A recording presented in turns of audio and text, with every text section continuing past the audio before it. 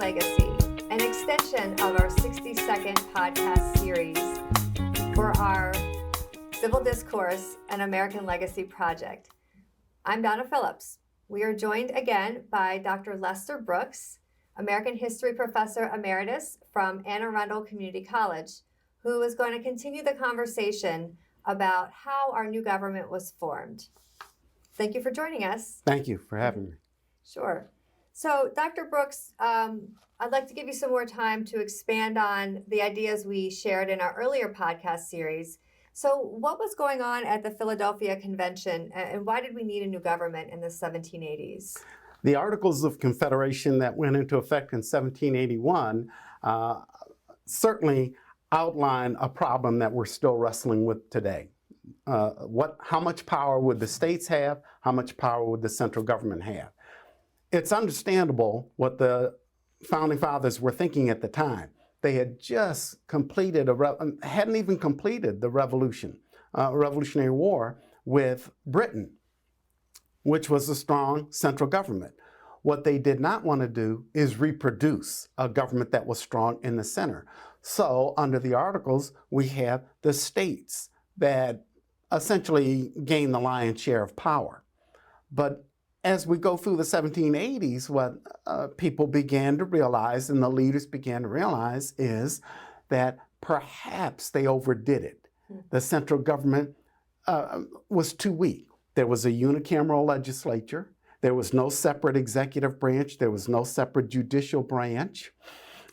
One of the best places to look at the problems was produced by James Madison. He wrote what was called the Vices of the government of the present government of the United States. And he points out a number of weaknesses, such as the lack of the power to tax. So here the government could not tax. How were they supposed to get money to run the government? Because they lacked the power to tax. They could declare war, but they couldn't raise an army. They would have to go to the states to raise an army. Essentially, that unicameral legislature, Congress, still operated under the requisition system that they were using during the Revolutionary War, where they were requisitioning the states, and if the states didn't come through, then there was nothing Congress could do. Another problem, states were violating treaties. So here Congress could make a treaty with another country, but a state didn't have to recognize that treaty. States were trespassing on each other and causing conflicts with each other. So as the 1780s progressed, these weaknesses began to loom. And many began to see that revisions were necessary. So in 1786, a convention was called. They were supposed to meet in Annapolis, Maryland, and talk about revising the Articles of Confederation. What could they do to make it better? The problem in Annapolis is that not enough delegates showed up, and so they couldn't hold the convention. Alexander Hamilton wrote a message saying, let's hold another convention beginning in May of 1787 in Philadelphia. And so they were going to try it again. And fortunately, on that occasion, they did get enough delegates to hold the Philadelphia Convention in 1787. Great. And so at that convention, there was a lot of compromises on the major issues of the time that you elaborated on just now. So what were some of those major issues and the compromises that came out of it? Early on at the Philadelphia Convention, they were introduced to two plans. James Madison primarily drafted what became known as the Virginia Plan. William Patterson drafted what became known as the New Jersey Plan. What Madison essentially wanted was to strengthen the central government.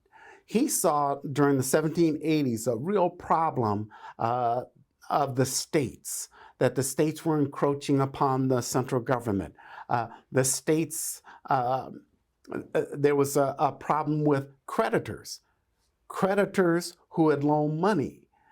Now, do you pass currency laws that produce cheap money that debtors can get their hands on? Creditors don't want that cheap money. They want hard money. So he recognized these problems. So in the Virginia plan, what he attempted to do is strengthen the central government. In addition, he laid out literally a plan of government, a bicameral legislature, executive branch, legislative branch, judicial branch of government. Again, the feeling was you don't put all the power in one branch because it will be abused. So he recognized a stronger central government was needed. Conversely, Patterson's New Jersey plan looked at this and they said, wait a minute, we don't need a strong central government. If we produce this strong central government, we're right back where we were fighting the British. We need to maintain the strong states, but let's amend the articles. We don't need an entirely new government. We can just amend the articles. If they don't have the power to tax, give them the power to tax. Now, certainly, Patterson laid out a separation of powers as well, but the idea was merely to amend the articles, not to create an entirely new government, which actually is what the instructions that were given from the states to the delegates at Philadelphia. It was not to create an entirely new document. What they were supposed to do is revise the articles. Ultimately, the delegates chose the Virginia plan. And for the rest of that summer, that's what was debated, the Virginia plan. And that's why James Madison is sometimes called the father of the Constitution, because he was primarily the one to draft the Virginia plan. It was adopted by the delegates and it was debated. And it ultimately becomes the U.S. Constitution. And what are some of those constitutional principles that we've been living out for the last 250 years that came out of those compromises? At the convention, there's a huge problem between the large states and the small states. Large states wanted their population taken into consideration. Small states wanted equality. So we get the Great Compromise. Great Compromise, or sometimes called the Connecticut Compromise by Roger Sherman of Connecticut. And the result was, in the lower body, the House of Representatives, the states would be represented based on their population. In the upper chamber, the Senate, all states would be equal. They would all have 2 senators. And so this pleased both the large states and the small states. The idea of separation of powers, they clearly delineated the separation of powers. Rather than have a unicameral legislature as existed under the Articles, they established a separate executive branch, a separate legislative branch that was bicameral, and a separate judicial branch of government. So they separated, again, concerned about that abuse of power. A third issue was slavery. And with slavery, first, they said that the slave trade would not end for 20 years. Many people believed that slavery would die out. And certainly it was very contentious at the time. And they essentially could not abolish slavery at that time. That was not going to happen because it was too important to many individuals. But they did say in 20 years the slave trade would end. As far as the representation was concerned, they came up with the 3/5 compromise. And so in counting individuals in a state for the House of Representatives, they would count 3/5 of a slave. And that way, the South is going to get more power in the House, but at the same time, the North reminded, well, we're not going to count each and every slave, or we'll also do that for taxation purposes. So there was that 3/5 compromise. A third instance of slavery was the Fugitive Slave Act, where the Constitution says if you run from one state and you're a slave into another state, your status doesn't change. You remain a slave. So these were some of the key issues, and they were debated throughout that summer. Finally, they had completed the Constitution in September of 1787, and at that point, it was time to send it to the states for ratification. Mm-hmm. And so, so you mentioned the separation of powers, the main compromises that came about in particular because of slavery, and then the size of the states and the differences between the North and the South. Before we talk about the fights over ratification, because anytime you have compromises, people are unhappy, even if you've reached a compromise, right? But what type of government did we get out of this?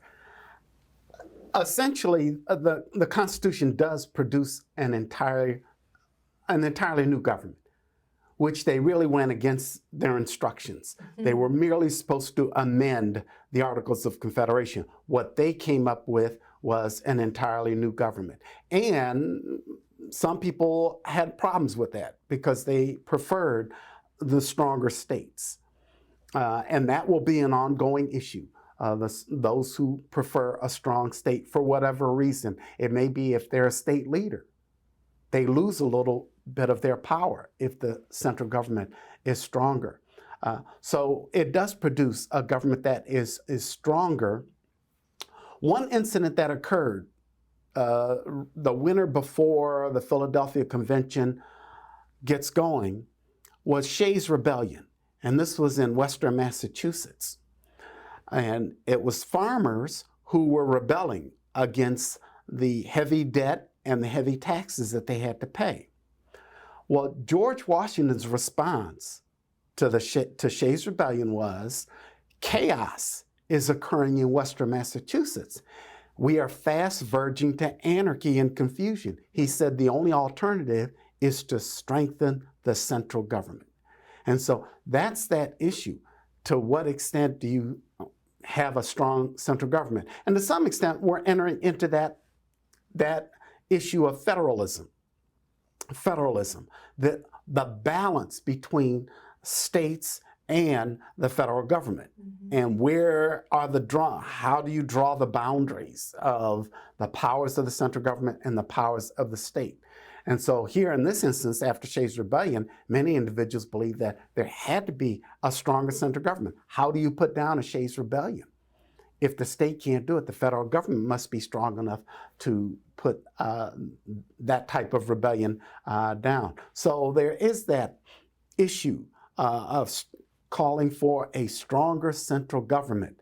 And certainly there are others, like Alexander Hamilton, who saw that if you are going to be a power on the world stage, you needed an energetic government that can compete on that type of stage. Whereas others believe that the states is the perfect place to establish a Republican form of government. And piggybacking off of that, can you go deeper into what we mean by a Republican form of government versus a democracy, and what was the thinking at that time about those two? It's a good place to look is Federalist Number 10, written by James Madison. And in Federalist Number 10, Madison explains to us that a Republican form of government is where the people rule through their representatives. In a pure democracy, the people rule directly. And in an extensive republic that exists in the United States, there was no way that they could have a pure democracy where people could rule directly. So Madison and others agreed that a Republican form of government, and they say it in the Constitution, to secure and protect a Republican form of government for all the states. We, the people, rule through our representatives. I think that's something that gets lost on the American public about how our Constitution was established to provide that representation. And so there's a protection for the states, even those who are upset about the strengthening of the national government through the Constitution. So what were some of those ongoing debates during ratification about those two things? The ratification now, in the ratification process, in each state, you get these two groups, the Federalists and the Anti-Federalists. And the Federalist Party wanted to ratify the Constitution. But then they also had to strategize. How do you get the people to support the Constitution? Mm-hmm. Well, for example, in Virginia, it's nice when you have George Washington on your side. Mm-hmm. He was a Federalist. So a lot of people are going to agree with George Washington. Even though the opposition had Patrick Henry on its side, but Patrick Henry and George Washington, people are going to lean toward George Washington. So there was some strategizing going on. In each state, do you quickly have a vote to ratify or reject? If you think that you can, if you're a Federalist and you think you can get that vote, you want a quick vote. But if you don't think you're going to get that vote to ratify, you may want to drag things out. So for example, in New York, Hamilton said, let's look at the Constitution article by article, clause by clause, which means that's going to draw things out. And in Hamilton's thinking, it would draw it out so long that maybe 9 states had to ratify the Constitution for it to go into effect. Well, if he dragged things out in New York long enough for that 9th state, then he figured that New York would have to go along because now the Constitution is going into effect and New York doesn't want to be on the outs. So there was strategizing. Others were concerned with, as I said, a quick vote. So it depended, and the Anti-Federalists did the same thing. One of the benefits the Federalists had is they control most of the newspapers in the country. And since they control most of the newspapers, they controlled what was said in those newspapers.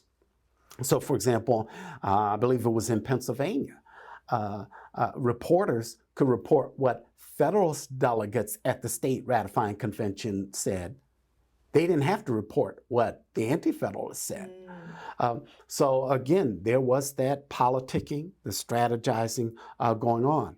Now the Anti-Federalists, their number one argument is there was not a Bill of Rights. Mm-hmm. They were crystal clear, many of them. If we look at George Mason from Virginia, if we look at Mercy Otis Warren and her observations on the new Constitution, you can see individuals saying there was no Bill of Rights. They wanted specific rights of the people spelled out in the Constitution so that they wouldn't be trampled upon as Britain had done during the Revolution. So, for example, a Bill of Rights, we get no illegal searches and seizures, as the British had done. They were concerned with trial by juries rather than admiralty courts that existed with the British. And certainly freedom of speech, freedom of religion, these were some of the rights of the people that the Anti-Federalists wanted protected.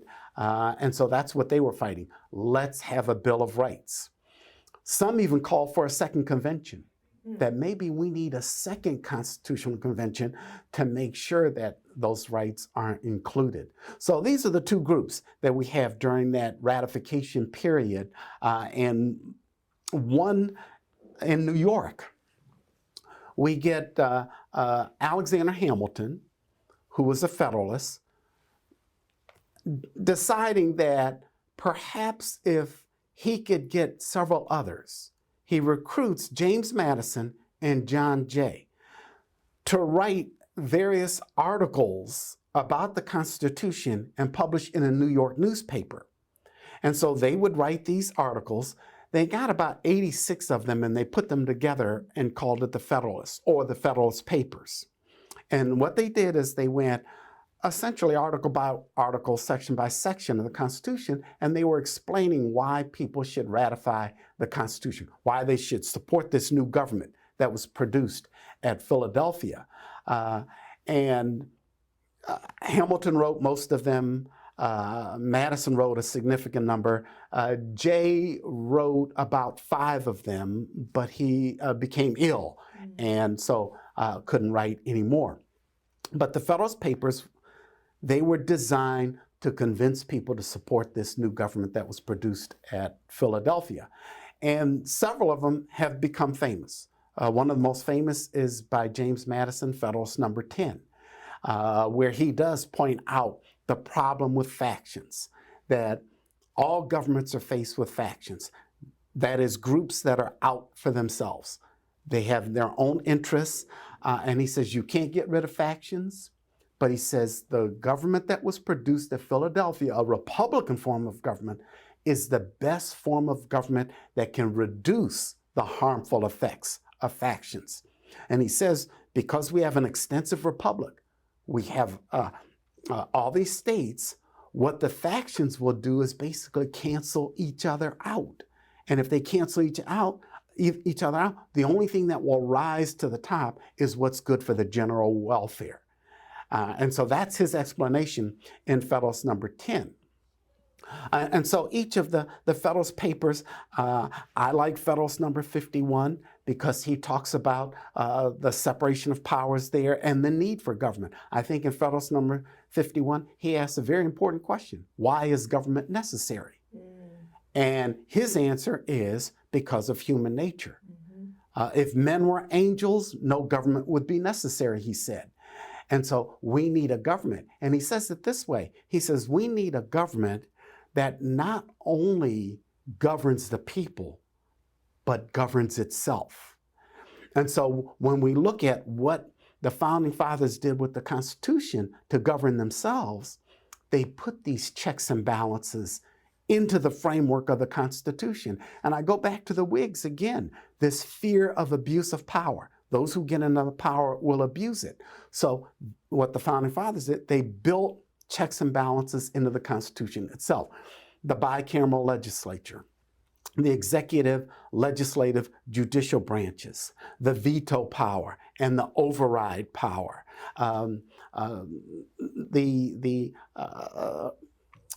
term limits that they place. So these were checks and balances that they put in. And this was brilliant because, again, it was that fear of an abuse of power. And certainly the Federalists understood that, the Anti-Federalists understood that, but the Anti-Federalists wanted even more guarantees that the rights of the people would be protected. And so therefore, the Bill of Rights. Some states wanted the Bill of Rights first. And there are others, like Mercy Otis Warren said, wait a minute, you can't ask me to approve of something with the expectation or to have faith that you're going to change it after I've given approval for it. But ultimately, Madison was somewhat convincing that Bill of Rights would be taken care of, and it is in the very first Congress. We will get the Bill of Rights. So you mentioned a lot of the strategizing and the arguments that the Federalists made to get the Constitution ratified. We know that they ultimately won, but that doesn't mean that the Anti-Federalists didn't have equally good arguments. So what were some of those that probably still, have resonance today? The Anti-Federalists, as we mentioned before, the Bill of Rights was the crucial issue to protect certain rights of the people. One thing that George Mason talks about, George Mason of Virginia, the fear of a standing army. The idea that the Britain had a standing army. Well, that army might serve the king, not the people. So there was concern for there. Concern over trial by jury. And the British had admiralty courts where there was just one judge, no jury. So there were the Anti-Federalists were concerned about that. Another concern expressed by Patrick Henry, for example, who said, the Constitution talks about we the people. What about we the states? And Patrick Henry, Mercy Otis Warren, their question was, what's going to happen to the states? If we have this strong central government, do the states disappear? What powers will the states have? If there's a Supreme Court, what powers do the state courts have? The idea of representation came up. George Mason said, will a representative really know the people? who's going to serve the representatives? Only the wealthy who can afford it. Will they be able to express the views of those on the lower end? So there was the Anti-Federalists were calling that into question. Mason also talked about the link between the Senate and the president, such as on appointments, on treaties. And he questioned, isn't that a mixing of the separation of powers? So the Anti-Federalists did have some legitimate concerns that they expressed that were not always addressed in the various states, but certainly they did have some legitimate concerns. Thank you.